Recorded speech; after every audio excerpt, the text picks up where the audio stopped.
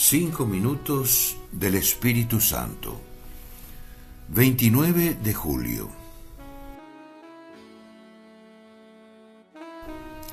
Me detengo un momento solo a respirar. Simplemente existo y respiro. Presto atención solo a la respiración, al aire que entra en mí y que sale de mí. Y me dejo estar, me abandono.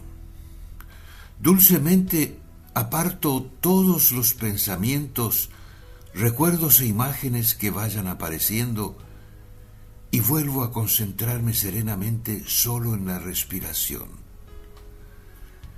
Me detengo solo a gozar de la existencia, que es un invalorable regalo.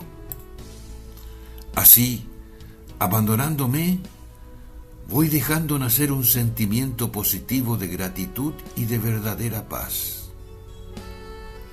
Al fin de cuentas, más allá de todo, vale la pena existir. Es mejor que no ser. Este presente es maravilloso. Gracias, gracias. Dejo que el Espíritu Santo vaya haciendo crecer poco a poco ese sentimiento de dulce gratitud. Cardenal Víctor Manuel Fernández.